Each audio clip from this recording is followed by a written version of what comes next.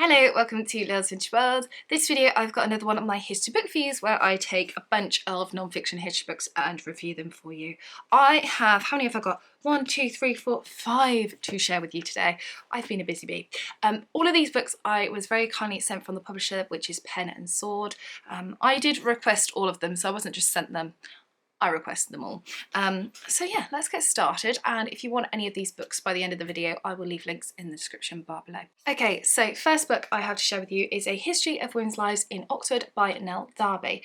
This is pretty much what it says on the tin. It looks at women's lives in Oxford between 1850 and 1950, and it covers all the things that you probably expect, like education in Oxford, but also talks about leisure and pleasure and prison and all those different types of things in between. My favourite chapters were, of course, the education one, because we talked about Oxford University, but I also really enjoyed, there's a chapter on prison life. There's also talk about some suffragettes in this book as well, which I really enjoyed. I really like the author Nell. Nell writes in a really interesting way where she gets real life people and their real life stories, and she uses those as supporting evidence for whatever she is saying. So she'll say something and she'll be like, an example of this is so and so person, and I really liked that. The reason why I wanted this book in the first place was because I have wanted to go to Oxford a few years and I have never been. It is still very much on my wish list that I'd like to go to, but if you're like me and you want to go to Oxford, you can go to Oxford through this book. Or if maybe you live in Oxford or you visited and you just want to learn a bit more, then check it out, because it's really, really nice book and it's very well written. Okay, the next one is biography, and it is Sofia, Mother of Kings, the Finest Queen Britain Never Had. That is a mouthful, by Catherine Curzon. I've read some books by Catherine before, and I really like her writing style. This one is no exception. This one, you can tell that for Catherine this was a real work of pleasure. She's so enthusiastic all the way throughout this book. It's lovely, lovely to read. So if you don't know who Sophia is, she should have been Queen. So we have Queen Anne and then we go to King George, don't we? But we should have had Queen Sophia, because Queen Anne, sadly, her children all died before she did, and we were looking for who is suitable. Has to be suitable, had to tick certain boxes to become the next monarch, and it should have been Sophia. And this is a biography about her life. She's a really, really interesting woman, and she generally seemed really nice, but in a world which is quite scandalous, and yeah, her life was absolutely fascinating, and Catherine just brings it to life. And if you want a biography on Sophia, I highly recommend this one because I thought it was really, really good. Really interesting, kind of page turner read.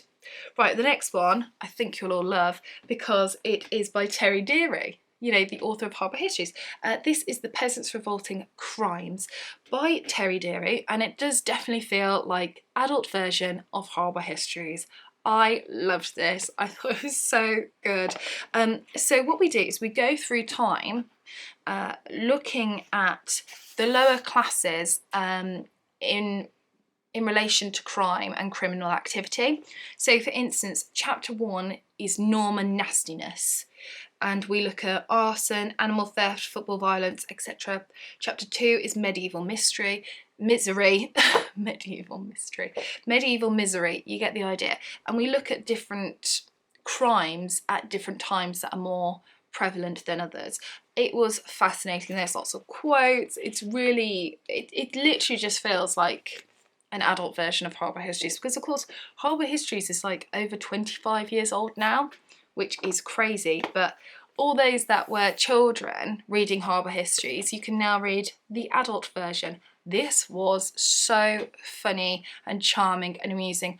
All the reasons why I loved Harbour History as a child, yes, read it, go and get it. If you loved Harbour Histories as a kid, you will love this. Enough said.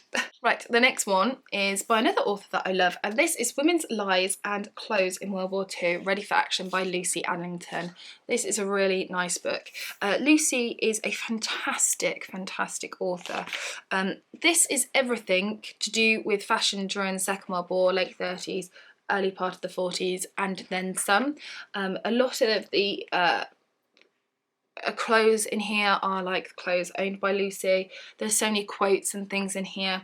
We talk about the things that you expect. So we talk about war uniforms, etc, etc. But then we'll also talk about haute couture and what's in catalogues and getting married and all those types of things. It is just wonderful.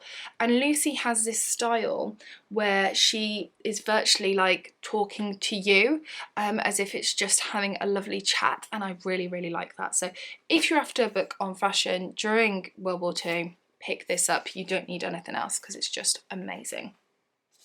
And then finally, last but certainly not least, I have Mrs. Despard and the Suffrage Movement, founder of the Women's Freedom League, by Lynn Graham Matheson, Helen Matheson Pollock. That is, again, a mouthful. So I've had this book on my wish list for a little while, and I've been doing so much research in the women's suffrage movement. Every time I think of which union would I be part of, it's the WFL. So the Women's Freedom League was a suffrage movement, but they weren't as militant as like Emmeline Pankhurst and the WSPU. They didn't want to endanger human life or anything, but they did think that women should have the right to vote. They thought that women deserve an education and all these different aspects. And I've wanted to learn a lot more about Charlotte Despard, because Charlotte Despard is the woman kind of pushing a lot of things forward, and she's not really that well known, and I wanted to learn more about her, and this book was a fascinating biography, and I highly recommend it. If you're someone who's interested in learning about women's history and the suffrage movement, then pick this up because this book was fabulous. So there we go. Those are my 5 very little book reviews. I hope you have enjoyed it, and I hope at least one of these books has taken your fancy. Let me know in the comment section down below, have you read any of these, or are any of these books on your wish list now? So that's it for this video. Take care, and I shall see you soon for the next one. Bye for now.